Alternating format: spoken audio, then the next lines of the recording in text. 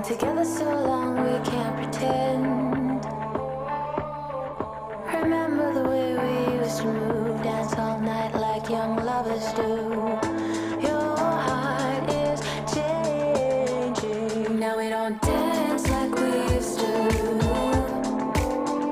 Silent disco on the floor, baby. Mr. DJ, he'll get me through. When the beat's gone, you can't save me, baby.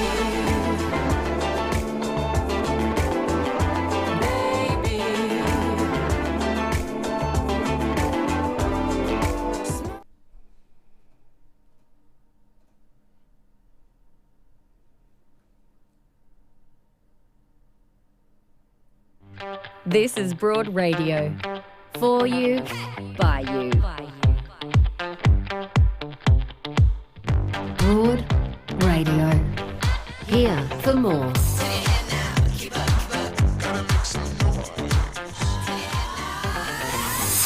Hello and welcome to Broad Radio. I'm Jo Stanley and my co-host today is the hilarious Kirsty Webeck. It's so awesome to see you. Hello, it's so great to see you too. How are you going? Oh, Kirsty, you don't know how many people have said to me, where's Kirsty? We haven't seen Kirsty in so long. You've been so busy out on the road. I have, yes. And like all good things, it must come to an end. And now I'm in lockdown. Well, I'm happy to take advantage of that. And by the way, we're celebrating our 30th episode today. Happy birthday. I That's know. heaps. That's It is amazing. heaps. And unlike when I actually turned 30, I'm really happy. Yeah, okay, good, because you've created something great. Yes. Not so much when you were turning 30. Oh, look, I don't know. I look back and I thought I was happy then, but now at 49, so much happier. I don't know about you. But 30, you think that the world is in your oyster, and it's not necessarily, really. Yeah, it's not, is it? Yeah, I had an okay time turning 30, but I think I'm the same as you. I feel better as I'm getting older, which is good because we'll continue to get older. That's it. God willing. Yes, God willing. We have an awesome Time show. is still linear, Jo. I don't know, damn it. Is it? I don't know. I can't tell anymore with lockdown. But we have got a really beautiful show coming up for you. We're going to bring you a really brilliant preview of the Olympic Games, which starts on Friday with sports journo Kate O'Halloran, who, unlike us, is an expert in sports. We also are going to be exploring full body acceptance, which sounds like an ideal, but I think it is possible. We're going to be talking with the body image therapist, Ashlee Bennett, who's just the most beautiful, inspiring young woman. And in just a moment, one of my favourite comedians, Julia Morris, is going to be joining us. That's coming up after this. Broad Radio is proudly supported by Chemist Warehouse. Chemist Warehouse, great savings every day. All right, just a little bit of housekeeping at the top. If you are watching on YouTube, it would be awesome if you could like and subscribe us. If you're watching on Facebook, it would be lovely if you liked and followed us. You can always catch up on every episode of Broad Radio via our podcast, Broad Radio on the Go. We love it when you join us with your comments as you watch the show live. And you can always join our conversation with our one question poll that we ask every week. It's a different question every week. The last week, Kirsty, we have had so much contention around this one issue, which was in our More to Say poll, which do you prefer, body wash or soap? Now, Oh. we're not solving the world's greatest issues with this. It's important. I'm going with body wash. Well, I said body wash too, and it's my greatest joy to know that actually the majority of Broad Radio listeners much prefer body wash, and so therefore I've been proved right. It's really important to me that I always Vindicated. am. Vindicated, that's exactly right. This week we're asking the question in honour of lockdown, what's been your pyjama wearing habit? Maybe you're always in pyjamas, you never dressed. Perhaps you make an effort every day to get dressed. Maybe you're a bit of half and half. If you go to broadradio.com.au and enter our survey, you could win one of these beautiful sets of Tencel cotton sheet set thanks to Sleepmaker. How lovely. You'd never get out of bed because why would you? We're in lockdown. How are you going with lockdown there, Kirsty? I'm going pretty well. I'm wrangling an 11-week-old puppy, so I feel like that's an exacerbating force. And also a disclaimer, if you see me suddenly diving off the screen, no, I'm sure it'll be fine. It's Joan. But yeah, lockdown's going all right. It is Joan. She's gorgeous, but it's probably good I'm in lockdown because there she is. Oh my God. Oh my gosh, that is when she's the easiest to manage. Well, because she's asleep. But it's going well. Yes, because she's asleep. That's correct. How's your lockdown going? Look, I feel very blessed because I get to do broad radio still. I get to do a lot of my work still. And we also have a dog in the house who keeps us occupied. And we're going to dive into dog talk later on. But there's Daisy, who somehow in this instance managed to get a tub of butter off the bench. Not sure exactly how. But anyway. Same Daisy. Crazy Daisy. It's classic Daisy. But look, I just wanted to mention actually 2 amazing campaigns that have come out of Victoria in the last 24 hours around getting vaccinated. There's this particular campaign which was created for Victorian Council of Social Services that our own Zoe Daniel worked on. Just here's a little snippet. I'm looking forward to not worrying that my patients are going to die of COVID. To no one else being separated from their mum in aged care. I'm looking forward to our wedding and having our family and friends from overseas here with us. I really want to see my mum. I'm looking. Oh, absolutely beautiful. And then out of the arts industry in Victoria, this one was released yesterday. Dear Victoria. We know it's been hard stuck inside for COVID lockdowns. It's been hard for us too. Performing at home just isn't the same. Every week. Oh, that dog made me laugh. Essentially, the arts community in Victoria, of which you are a part, Kirsty, and you've seen plenty of your industry really struggle. We're just saying it's calling on the Victorian public to give the performance of their lifetime and get vaccinated. It's a pretty simple ask, hey, Kirsty? It is indeed. It's also a beautiful ad, and I think a lot of people are saying on social media that it's very typical of the arts community to band together and get some beautiful messaging off the ground. So make of that what you will. There was no support for the arts. No, there was not. And yet we still keep going, trying to make a difference to our community. And all we ask is that if you can, please do get vaccinated. In my lockdown, Kirsty, I've been playing a lot of board games with my daughter Willow, who's 12. And we play a game in our house called Yahtzee. I don't know if you're across Yahtzee, but it's basically a game where you have 5 dice, you're rolling sort of, you're just rolling the dice and you got to fill in the card there, right? Have you ever played Yahtzee? A long time ago. I can't remember how to play it, but I did used to play it a long time ago. All right. Well, all you need to know is the greatest, most exciting thing that can happen in a game of Yahtzee is if you throw 5 dice with the same number on it. That's called a Yahtzee, right? It's a miracle when it happens once. Yep. This last weekend. Yeah, of course. This last weekend, my daughter and I, in one game, rolled 5 Yahtzees. Wow. I'm telling you. That's huge. It's like we had been transported to through a portal into a miracle world where I can't even tell you, Kirsty. We screamed and laughed and cried and danced, and it was like the happiest day of our lives. I wish I was good at maths because I'd love to just be able to whip out like what the odds are of that. Like I'd just be able to go, do you know the odds are so slim, but an actual figure. That's amazing though. If you weren't in lockdown, you could have had the Guinness Book of World Records there to, make it official for you. Yeah, that's right. But I don't know if you're a board game fan. Are you a board game fan? No. In a word. I'm not going to jazz it up. No. I don't like board games. I think it stems from being forced to play the game of life for hours on end as a child. Yeah, that's one of the worst, though. That's a terrible game. It is. Yeah, absolutely. And like, what small child cares about getting married and buying property and blah, blah, blah. But anyway, I'm a big backgammon fan and I'm a big chess fan, but I can never find another nerd to play with me. So it's mostly backgammon these days for my partner and I. Okay, I don't know how to play backgammon. You'll have to teach me one day. We'll swap Yahtzee and backgammon. I will. Perfect. I'd love that. I'm guessing backgammon requires brains in a way that Yahtzee does not. No.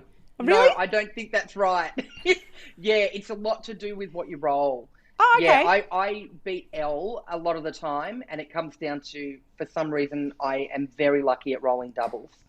So there's a lot of chance in it as well. All right, so then this is what I propose. Queen's Gambit, the series, but instead of chess, it's either Yahtzee or backgammon. So much more enjoyable. Let's do it. The other thing I've been doing in lockdown is doing lots of reading, and I read this book and I absolutely loved it. And so let's introduce the author, one of my favourite comedians right now, Julie Morris. Hello. Oh, well, cello. Cello. We're really you'll good. have to apologise for the absence of my eyes. I don't really know where they've gone this morning, but I've got the advancing chub. Let's get a little close up. Oh. I've got the advancing chub. So when I wake up in the morning, there's not actually any eye there.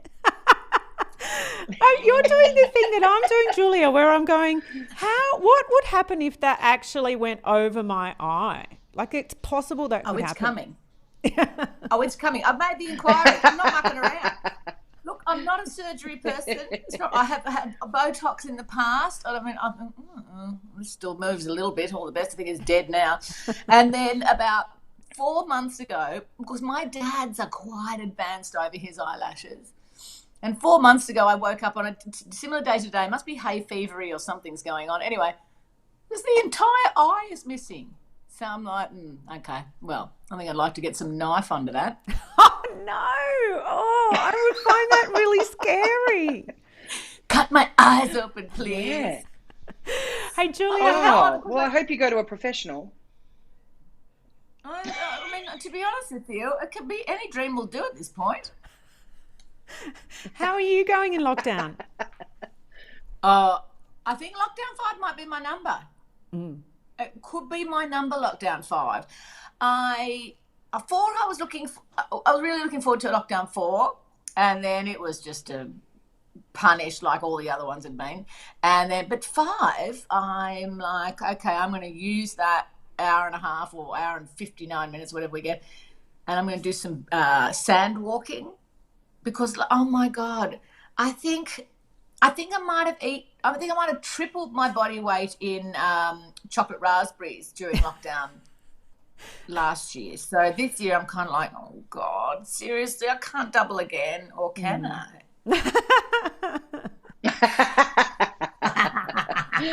Chocolate raspberries are a good hill to die on, though. Oh yeah, aren't they though? They're worth every moment of it. Look, sometimes I'll reach for both the white one and the brown and white one, the milk chocolate and the white chocolate, and they're the 2 packets that I restrict myself to for the hour, and then they're gone. They're gone in no time. So I'm having to put my foot down about the poor old chocolate raspberries. It's emotional to talk about. Well, now, Julia, I really, really love your book, and I've read that someone said that it's like, a tongue-in-cheek self-help book, but I've actually found some really useful things in here that I don't know if I was supposed to take away as actually, I'm like, yes, I am someone who has a trigger-happy temper the older I get. I really relate to that. Yeah. Totally. Well, here's the good news. It comes back under control in about two or 3 years, because I'm 53, and I reckon at 45 my perimenopause started when Dan got his breast cancer, and then over like the increasing fury over those years that followed, and it must have been then I think the Peri lasted for me for about 5 years, or that's my version of it. It's not going to last for everyone for 5 years, but that's what it did for me. And then menopause came, and then menopause eventually lifted, thank God. And with it, lifted what I call in the book the fist of fury, where I can feel, you know, like those old Gaviscon ads where you'd see all the bile all lifting up, or the acid lifting up through. That's what was happening with I'm going to kill someone fury. So I ended up seeing a psychologist to try and teach me some skills to recognize when that fury is rising and seeing if there's anything that I can do about it before I want to fucking rip someone's throat out. And she definitely helped me. And then in lockdown, when that happened last year, Dan and I were talking about global celebrities giving tips on how we can live in our own homes. You're like, fuck off, mate. And so we started with some banter of like, yeah, you know what, yeah, like the power of negative thinking. Yeah, that's funny. What about this? And then we just wrote this book together. I mean, how we didn't kill each other is beyond, but we sat down and each did, you know, sort of, Dan is mad for self-help books and I am not. So I find it all just like, oh yeah, self-help, fuck off, just get up out of bed. Surely if you wake up alive, self-help. So it felt like a genre we really wanted to weigh into, because I remember someone saying years ago, if you want to write about something and have the comedy through it, make sure it's something you hate. Very good advice. Isn't it? She's so good.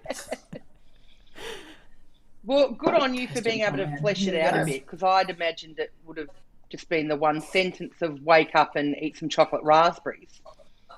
Yeah. Well, that was definitely the joy. What we started to sort of organise was all of the moments in the previous kind of 5 years where I had done a mini block, but done the old implosion privately. And so, like, when I say done my block, you know, there's a very early example in the book of going into a restaurant in Byron Bay, and, you know, no judgment, Byron Bay, but, you know, the chef would not do fried eggs because the chef in the beachside cafe could not emotionally connect with frying the eggs. I'm not even kidding. That's what I was told. So I'm like, is there something else on the menu? And I said, I'm not really into like the acai stuff. And she's like, sorry. Who are these people? Why is anyone speaking to me? And if you are in the menopausal fury when someone's coming at you and correcting you on how to pronounce fruit in a bowl, it's very difficult to keep the lid on it. So I did something where I said to her, but hang on, there's fried eggs on the burger. And she's like, no, that's right, but the burger is like another entity. I mean, by now, I don't like, and my husband can feel it, my girls can feel it, everybody can feel it coming. They're like, oh, Krakatoa gonna blow. Here come mama. No, I don't disrespect anybody who's working in their jobs. That is not my gig to carrying it out either, but I just couldn't bear, as you were saying before, Joe, I couldn't bear not being right, because I'm like, it couldn't be more ridiculous. You obviously make fried eggs, but it's not the girl who's, taking our orders' fault. So I ordered 2 burgers because there's just nothing more revolting than wasting food like that. And I just thought, that'll set the mung beans off on their own little path. And so I ordered 2 burgers and a side plate, and put all the side stuff onto it, and like was just flicking off the eggs and putting them onto some spare toast, and I won. And we got in the car, and I was like, couldn't have been more smart. I was like, yeah, oh, the sweet taste of fried eggs, yeah. And Dan's like, are you okay? I'm like, well, like, yes. Did you not just see that incredible win? And he said, yeah, well, no, absolutely. You won. It was $150 for breakfast, but okay. And then I sort of calmed down over the coming days. So I used a lot of those stories of where I thought I was totally right. And then we turned up the volume on the celebrity insanity, aren't I amazing, aren't I interesting? And then added a whole layer of everything we kind of had worked out of like almost backhanded cognitive behavioural therapy. So there are definitely some tips that work in there. And then the rest of it is hopefully just laughing. Oh, I laughed a lot. I thought of you, Kirsty, in the chapter around social media because you are so active on social media, Kirsty.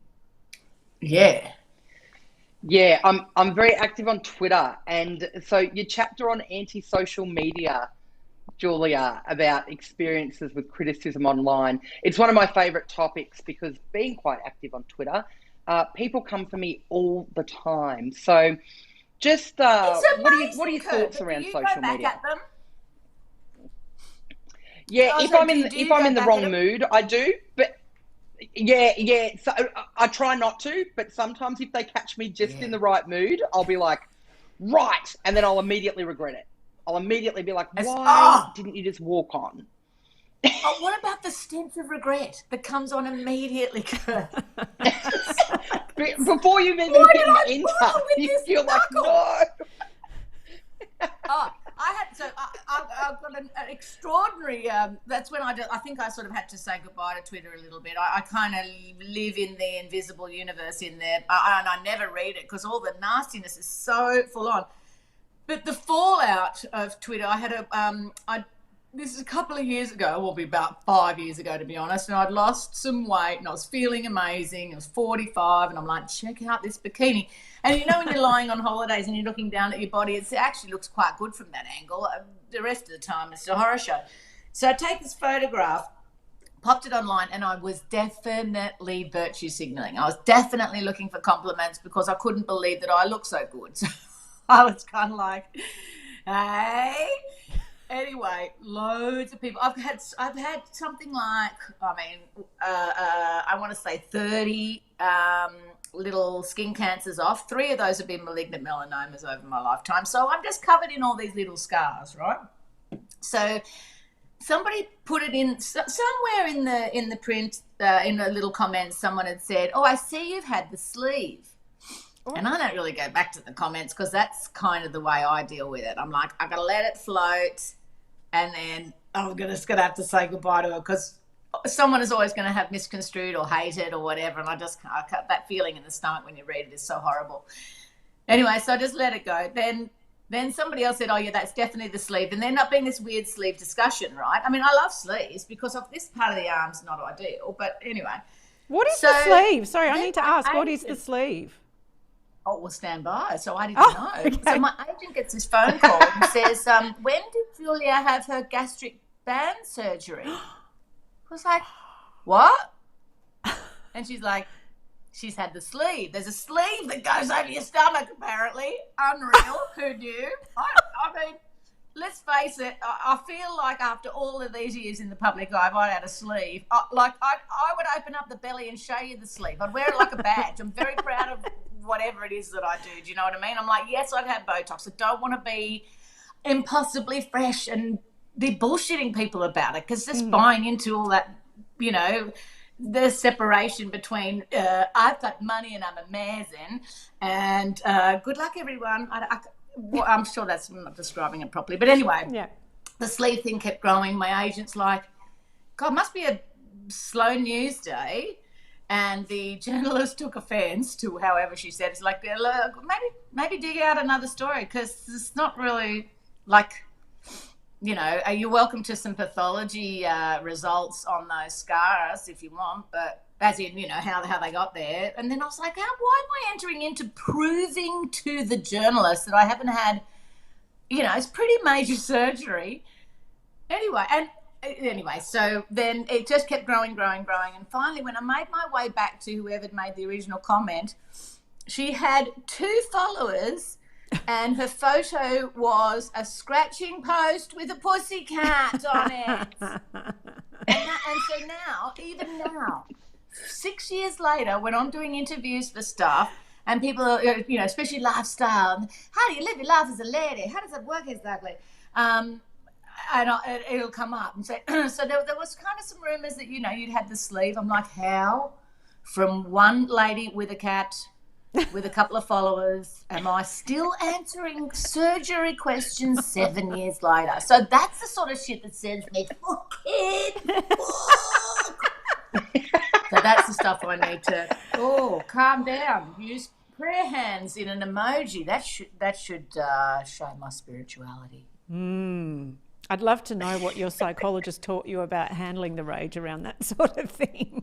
Oh my God. But as you both know, when someone says something nasty on the internet or gets wrong what you've put out, you can't help. The human nature is that if you've put something out and you're proud of it and then someone slaps it down or says that you're doing it for some alternative reason, the need to be just is so strong in me that's what I want to come back with. But now through psychology, I think I've definitely started to live that feeling of, all right, you can think what you like, I can't dispute that. I think I'm still got a bit of PTSD from having to call off the sleeve. It's also, you can't help but take it personally when people go you. Like, it gets you right. I feel it in my gut. Like, it really hurts me. Oh, it's totally what happens. And it's, and the other thing, when I do sort of comb my comments in case something is flaring up like Sleevegate. And then these days, so I was just deleting it, delete it, not reading it. I can see it's mean. And you're right, it gives you that punch in the stomach and you feel horrible. I feel like I want to throw up or something because it's still nasty words that we don't really get nastiness in daily life. Like, you're not getting nastiness down the street. You're not getting nastiness when you're in the supermarket. We're just not really exposed to. We surround ourselves by people who adore us, so there's not much nastiness around us. So when someone's like, Julia, you're not funny, you're fat and stupid and ugly and whatever, and I'm like, I know. How have I been on the telly for 30 years? Listen, just file something between the bookends if you wouldn't mind. And of course I can be all, full of bravado when I'm saying that, but the truth is it does actually hurt. So it's kind of ridiculous. We are still little soft souls, us poor performers, aren't we? Well, we're human. I want you to go and get the book. It's super funny. If you're sitting, I can't do that. Well, why don't we just put it up on the screen, Ro? We've got a digital version of it. There's modelling. Oh, no, absolutely. It is half-baked advice. It's literally genius. When the publisher was saying, do you want to reach out to some friends? You've got a lovely friend in Dawn French if you want to get a quote for your book, or just Catherine Tate's an old mate, or, I've got so many wonderful, wonderful girlfriends who I could ask to endorse the book. And I said, but isn't there deluded celebrity would want to do their own quotes? And they're like, oh, my God, it has to be done. So there's completely just the deluded quotes of a fully blown nutbag on the cover. I'm very proud of it. No, I love it. It's so great. Do go and get it. You're in lockdown. You need a laugh. Make sure you go get it. Click and collect. It's all out there. And my favourite chapter is the one that gives me permission to say yes to a party and then cancel. Loved it. Fantastic. The best. Well, and that's the thing. You don't even know you're going to cancel when you agree to it. When someone says, you know what, let's all do such and such, and I'm like, oh, what am I going to wear? And I'll put on makeup that night. That'll be exciting. And then, we get to about 4 o'clock. I'm like, I could smack myself in the face for saying yes to something social. And then by 6 o'clock and I've had my shower, I'm like, oh, I don't want to go. And then I come out in my towel and sit on the bed, and the towels are done, and I'm like, oh, God, the blow dry is still ahead of me. And that's when I think, do you know what? Will they really mind if I cancel? I never lie. I'm just like, I'm really sorry, I just can't make it.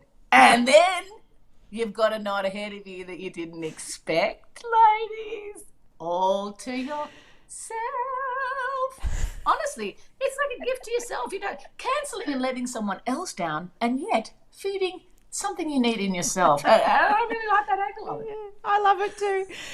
Thank you so much, Julie Morris. It's been an absolute delight to see you and what little of your eyes There's you're my coffee showing cup today. that Dan made me for Mother's Day, even though I'm not his mother. Awkward.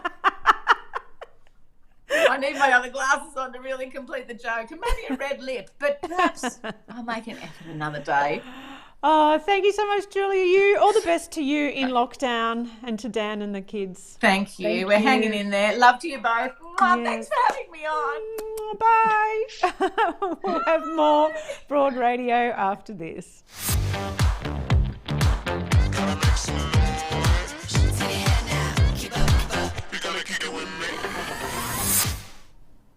Well, Kirsty, if I could wave a wand and gift everyone on the planet one thing, it would be true 100% acceptance of ourselves. Wouldn't that be nice? That'd be amazing. I think that's something we could all use. Yeah, and I think it's so tied up with how we see our bodies, which is why I'm really excited to welcome our next guest. Her name is Ashlee Bennett. She is known on Instagram as the Body Image Therapist, and she's the author of a new book that's out called The Art of Body Acceptance. She's an art therapist and a counsellor, and she joins us now. Hi there, Ashlee. Hi, Jo. Thanks for having me on. Oh, it is such a joy to see you. I've really enjoyed our own conversations that you and I have had leading up to this interview, because you're so inspiring and you make me feel like I'm completely normal, because I don't think there's a woman on the planet who doesn't say mean things to herself when we look in the mirror. Where does that voice come from? Why do we do that to ourselves? Yeah, absolutely. I think it's so important that we do validate that it is very common. It is completely normal to have these thoughts about ourselves to some degree. These thoughts actually are internalized. We have learnt them from somewhere, and that's something really important to recognize. They don't just, come out of thin air. And that's where we start, when we want to start challenging these things. Now, Ashlee, so often we tell ourselves everything will be better if I lose that last 5 kilos, or I wish that wrinkle wasn't there, or, if there's something I could change about my body, I'd be happier. Now, what do you think it is that we're really yearning for when we want to change our bodies? Well, I think at the end of the day, we all want to be accepted, and we all want to feel a sense of safety in our world. And I think as women, and I think all people, men and non-binary people, all people want to be accepted. And we think that the way to do that, particularly for women, is through the way that we look. And that's something that we have been taught. The other thing is, and this is something I've seen more through lockdown, is it's a desire for control. So we play this sort of if-when game. And we don't just do it with bodies or weight, we do it with lots of things. So it's like, if I lose this last 5 kilos, or when, I can change this part of my appearance, then I'll feel better. We're kind of holding ourselves hostage, though, when we do that. So control is a really big part of it. So when you say the voices have been put there externally, from where? Like, what's actually influenced us to think this way about ourselves? Yeah, so I often ask the question, who does that voice sound like, that thought? And it's not the case for everyone, but some people will be like, oh, it's my auntie. I absolutely hear my auntie. Or, the other part of it is the way that you've heard your body spoken about on the media. So for people who are in bigger bodies, talking about how, if you're in that particular body, you're going to die sooner. And we internalize what we hear. We're like sponges. So it's really important that we look at, okay, where could this voice have come from? Getting curious about it. Now, Ashlee, that voice and the way we view ourselves makes us really unhappy in general. What are some little things that we can do to shift that and to move towards a bit more positivity surrounding ourselves? Yeah. So I think it's important to really validate that for some people, these thoughts and, feelings about themselves are really complex, and it could be a part of something more deep, like an eating disorder or even trauma. So I always preface with, if it's really impacting your life, to get some professional help. But one of the first things that you can do is start to recognize the voice and remind yourself that your body, it's more important to focus on what your body can do rather than how it appears. So we have a tendency, particularly for women, to objectify ourselves. We just see ourselves as, a body to be viewed and assessed. But it's important that we notice what it can do. Can my body hug my kids? Can I laugh, loudly with my friends? Things like that. So what it can do rather than what it looks like. I feel like that is so profound, and I've really noticed, actually, Ashlee, my daughter started playing footy. She's 12, and it's a really physical game, and her experience of her body going into puberty is so different to mine, because I've never known my body as what it can do, its strength, its power, getting muddy and wrestling with my friends and all that sort of stuff. I've only ever known it sort of as what it looks like, and it's such a vastly different experience for her. So it's about, I guess, understanding our bodies and its lived experience, would you say? Yes, exactly. That's really important. Our bodies are capable of so many things, and I think you hit the nail on the head, where a lot of us weren't taught that, I can just be in my body unapologetically. I think particularly for girls, and like with your daughter, I don't have this experience so much because I played soccer growing up, and I really got in there. But that we're allowed to be human, and we're allowed to be really messy as well. Here. I like that idea a lot. I had a great personal trainer a little while ago who mentioned to me how different people perform when they start focusing more on getting fitter or stronger rather than looking a certain way. And it certainly resonated for me because I wanted to make those changes, of course. Now, Ashlee, also, I just wanted to ask you, we know that ideals of beauty and body are heavily influenced by the media. Now, what do you think the effects are, and how much damage does lack of representation, such as race, gender, sexuality, disability, how does that affect people? Yeah.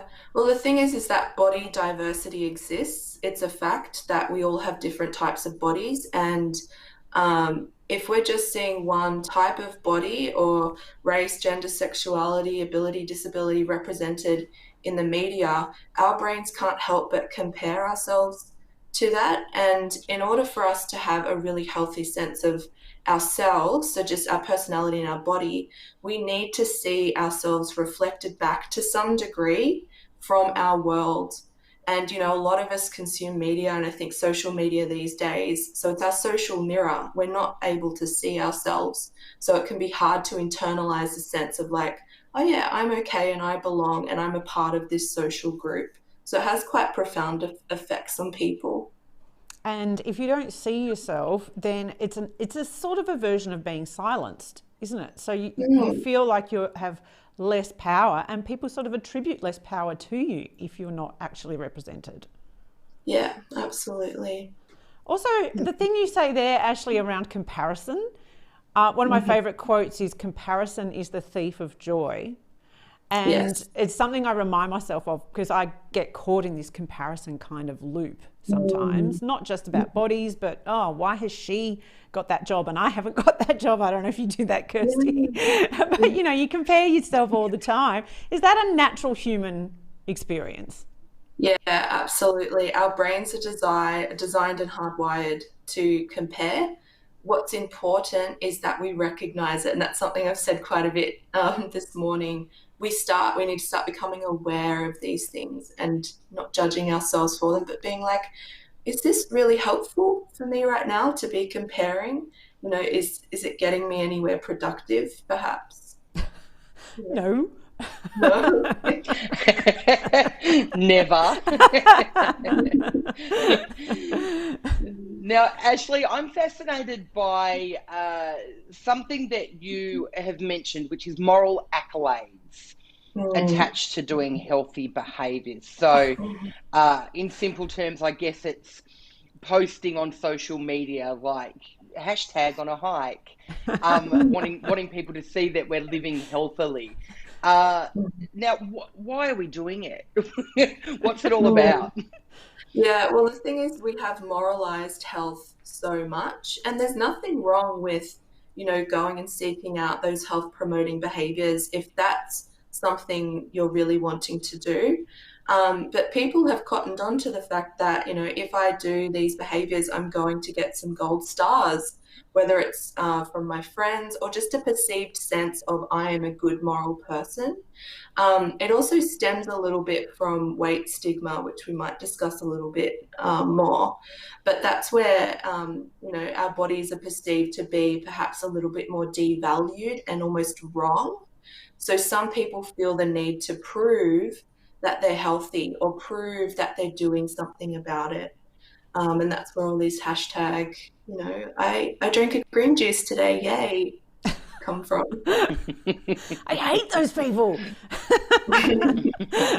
I mean, effectively, Instagram wouldn't exist without half of the moral accolades towards healthy living. Can you, though, speak more about weight stigma? Can you explain what that is and the impact that it has on people? Yeah, so for some it can be a really powerful term to learn, especially if you are in a plus size body or a bigger body.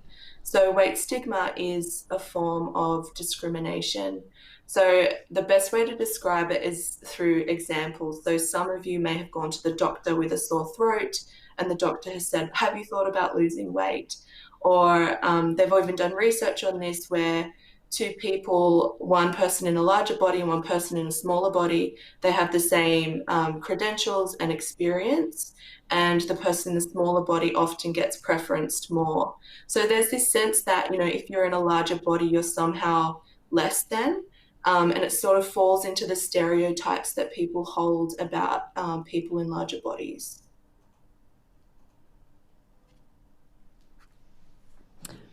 Well, I would suggest that that's a deeply disturbing experience, and it contributes to the shame that we have around our bodies. What can you say to people who may have experienced that? Yeah, so a lot of my research, I did some postgrad research, is in internalized weight stigma and how we adopt some of those stereotypes to ourselves. So some people in larger bodies believe that they are inherently lazy or that they're inherently out of control. And sometimes it's more about validating that, yes, weight stigma exists and it's not just all in your head. And then it's about doing the personal work of really challenging those internalized beliefs, like, are you really lazy? Some people in bigger bodies, for the most part, they overcompensate so much, and they're probably the most hardworking, reliable people that I've ever met. So sometimes the work is about starting there and just recognizing these false beliefs that have developed. So Ashlee, tell us about the work that you do and the tools that you try to equip people with to break down these sorts of things. Yeah, so I am an art therapist, and a lot of people are like, what's that? It's also not just getting happy playing with crayons, which a lot of people think. What I do is I use art more broadly to help people challenge this internal sense that they can't express themselves and that who they are is sort of unacceptable. So we use art materials as a bit of a testing ground. It's a safe enough space where you can, take up space, you can make a mess, you can really challenge perfectionism that a lot of people have taken in, particularly women and particularly people with body image issues as well. So we use it as a bit of a testing ground. I love the idea of it, but I am someone who would be terrified to put text to paper, So the idea is through art, you're really exploring complete acceptance of yourself again in a different way. Yeah, exactly. And that's why it kind of links to that broader topic of we feel that we can't express ourselves more generally. It's our body is unacceptable. You know, my singing ability is unacceptable. The way I paint is unacceptable, and that I must keep myself in this, box that maintains the status quo and doesn't ruffle any feathers. So it's just one piece of the puzzle. I see that as. And Joe, we would not start with markers with you. We would give you paint. Because it's more So you'd ease me in to something a bit more gentle, a little less restrictive. I love the idea of that. Actually, the other thing that I read that you said recently on your Insta, which was that you encourage people to be naked as often as possible, to which I went, hells no, thanks very much. Got no interest in stacking my dishwasher in the Nikki Nooner. Not for me.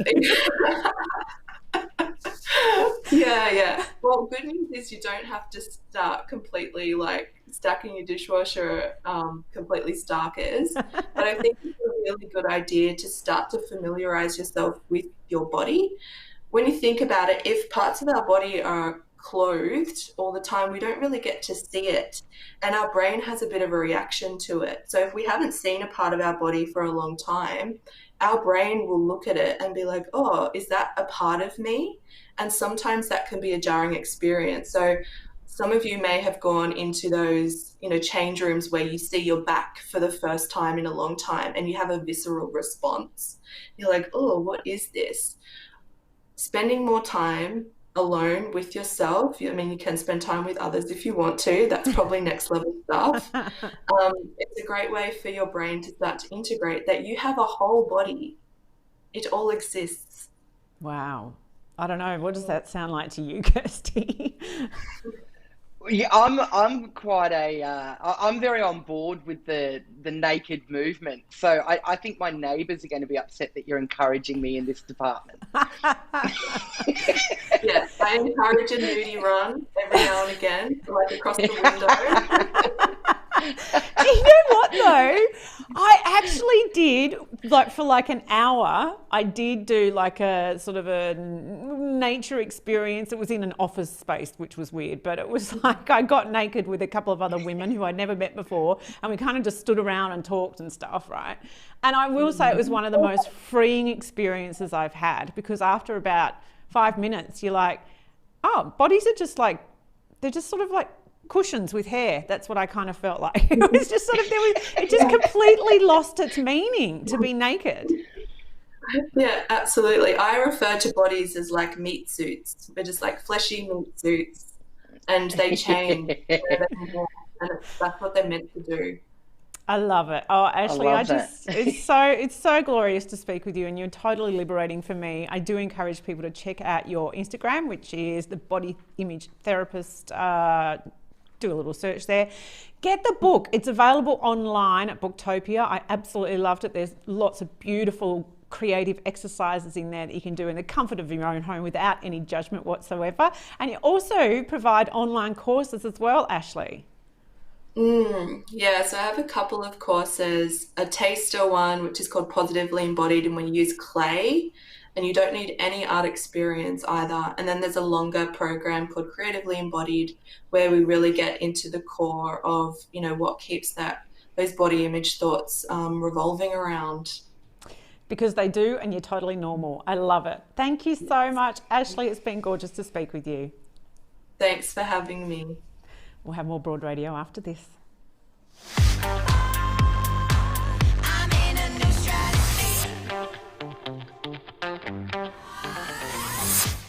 Well, at Broad Radio, we are growing because the amazing partners that have come on board to help us grow. And so we say we are very pleased to be partnering with Saba Organics. They are one of the world's only 100% certified organic range of skin and body care. And I know you'll agree with me, it doesn't matter whether it's hand wash or hand sanitizer or cleaning products for our home. None of us want to be covering our skin or using toxins or chemicals in our home. But how do we really know what goes into the products that we use? Well, even when it's described as natural ingredients, sometimes those ingredients have been exposed to toxic herbicides and pesticides in farming, which obviously is damaging to the earth and not great for our body. And that, I have to say, is something I've only learned this year. But the great thing about Saba Organics, it's 100% certified organic, which guarantees no aluminium, no sulfate or parabens, and no toxic chemicals. I love the Saba Organics Lemon Tea Tree and Kunzia hand wash, but you can check out their whole range at sabaorganics.com. My workout routine comes with me wherever I go, and so does Bondi Protein. It gives me the post-workout nutrients I need. Fuel your body with Australian-made Bondi Protein. Broad Radio. Talking inspo we love, info we need, and sharing more of us. Watch and listen live every Tuesday 9 a.m. Australian Eastern Daylight Savings Time at broadradio.com.au, or find us on Facebook, Twitter, YouTube and LinkedIn at Broad Radio Oz. Talk to us live. Call on 1300 8 Broad. Catch up on demand anytime, anywhere, every time, everywhere. On the train, we'll be here. 2 a.m. existential crisis? We've got you covered. Broad Radio. Here for more. Well, the Olympic Games start this Friday, Kirsty. Are you a fan? I'm a massive fan. I can't believe that it's actually happening. I still can't believe it's happening. Is it really happening? I feel like anything could happen between now and Friday, but fingers crossed we'll get there. But because I know absolutely nothing about sport, and I'm not going to pretend that I do, we're welcoming to the show someone who is a true expert in this. She's a sports journo and founder of Siren Sport. Check it out, sirensport.com.au. Kate O'Halloran, hello, it's lovely to see you. Good morning, you too. So I guess one of the biggest stories that have evolved in the last few days is Liz Cambage, and that she removed herself from the Opals. What happened? It's so disappointing to see her go.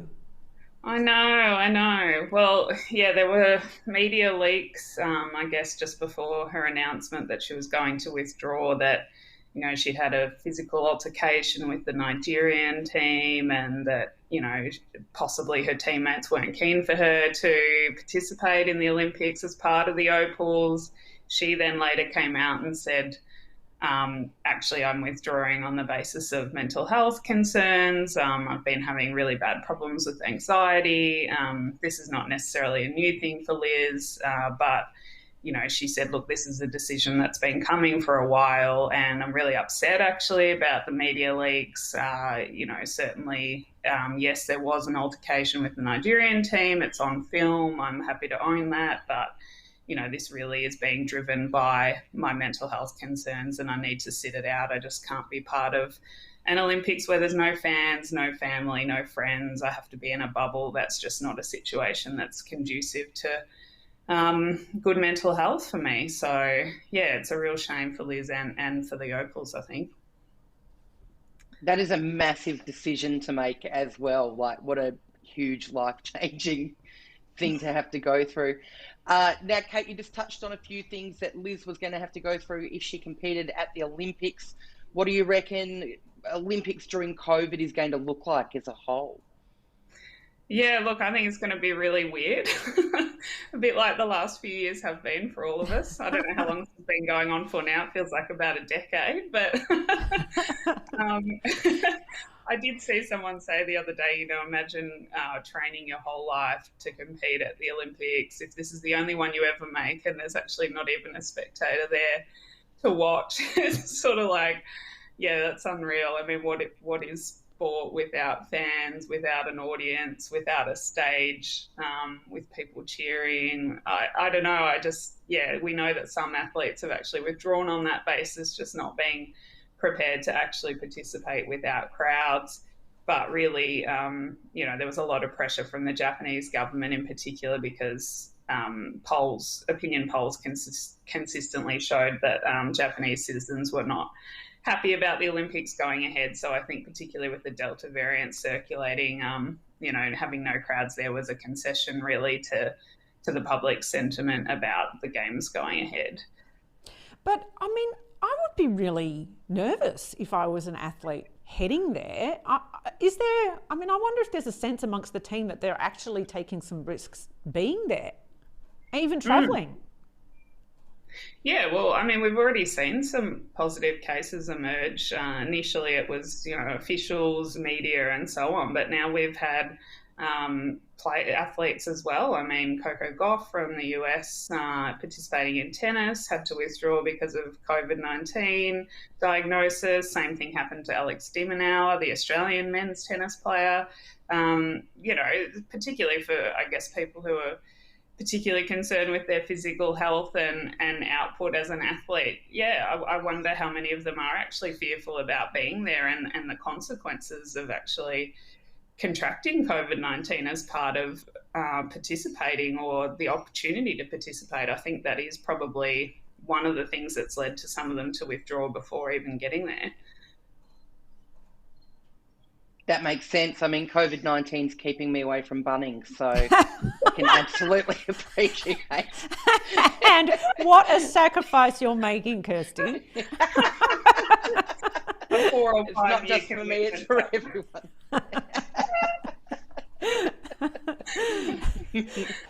Now, Kate, I've read somewhere that there's the most women this year participating on the Australian team.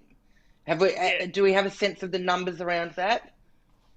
Well, it's actually the most women at an overseas Olympics, but I think at one point it was about 254, I think was the number initially, but obviously we've had people withdraw since. But yeah, that's particularly exciting. There's also a new tradition at the Games now that each nation's led out by a woman and a man. So of course we've got Kate Campbell leading out Australia alongside Paddy Mills, the first Indigenous flag bearer for Australia as well. So, and both are heading into their 4th Olympics. So yeah, it's a really exciting time for Indigenous Australians, but also women, with the largest contingent going over to Tokyo.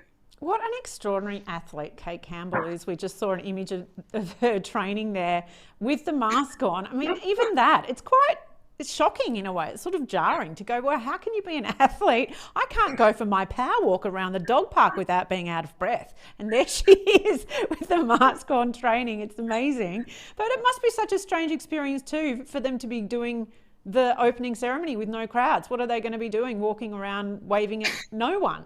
That's weird. I was thinking that too. I mean, who are they going to be waving at? Because that's the image that sticks in my mind with the opening ceremony, is waving to the crowd. It's bizarre. It's really bizarre. So tell us about what a great year.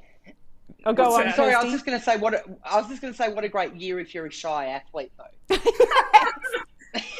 The introvert Olympics. It's true. Tell us about Kate Campbell. I can't believe she's made 4 Olympics now. I know. I think I read that she's the 3rd Australian woman as a swimmer to make it to their 4th Olympic Games, along Emily Seebohm and Liesl Jones. So, yeah, she's competing in the 50 and 100 metre freestyle at Tokyo. Should also be part of the freestyle and medley relay team. So, yeah, just an incredible achievement. Obviously, she's won the 2 Olympic golds and a silver and a bronze as well. So, yeah, really stood up on the international stage for Australia. And, yeah, it's so weird seeing that image of her in a mask. I get puffed out walking upstairs with a mask. So I don't know how our swimmers do it. At least they don't have to wear it in the pool, I guess. That'd be particularly weird. Now, our youngest Olympian is 17 years old from Queensland, Molly O'Callaghan. Tell us about her. Yeah, so swimmer as well. So she should be participating probably in our medley team alongside Kaylee McEwen as well. So if you don't know about her, she's also 20 years old. It's amazing to think of the age of some of the most famous names that we've got in our swimming team. McEwen as well broke the 100-metre backstroke world record by more than a tenth of a second in trials leading up to the Olympics. I know I've pivoted to her, but I'm just thinking the amazing nature of these young swimmers we've got going. And she broke 3 national records in one weekend earlier this year, the 200-metre, 100-metre and 50-metre backstroke. So I'm really excited about the medley and relay teams that we're going to have, particularly for our Australian women. Yeah, when Kaylee McEwen won that or beat that world record in trials, I thought, you know where my mind went? The pressure on her now. The whole of Australia wants her to win gold. And I think that we are so unfair, particularly to our swimmers. We have this huge expectation. And she's 20. Like, how do you handle that kind of pressure? It's unreal. It's sort of like that old saying that, you know, the bronze medalists always look happier than the silver medalists at the Olympics, because even coming second in the world is considered a failure when you're a world record breaker. It's unreal, isn't it?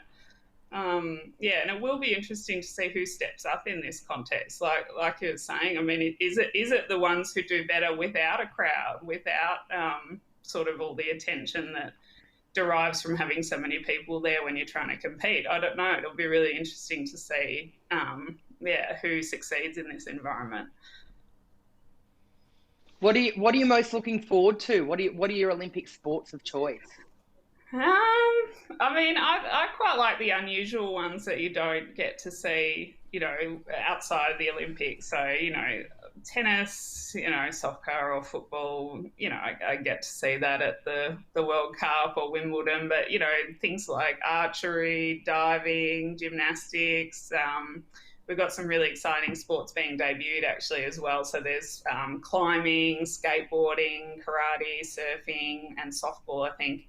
Sorry, not softball, it's been at the Olympics before. But yeah, just seeing climbing and skateboarding and those sort of sports. I really like the more unique ones. So what about you two? Kirsty? Yeah, I was looking at the ones being debuted as well. Like, I'm looking forward to seeing the skating and surfing. And then outside of that, I'm with you. Like, I go wild for a bit of synchronized swimming, bit of gymnastics all over it.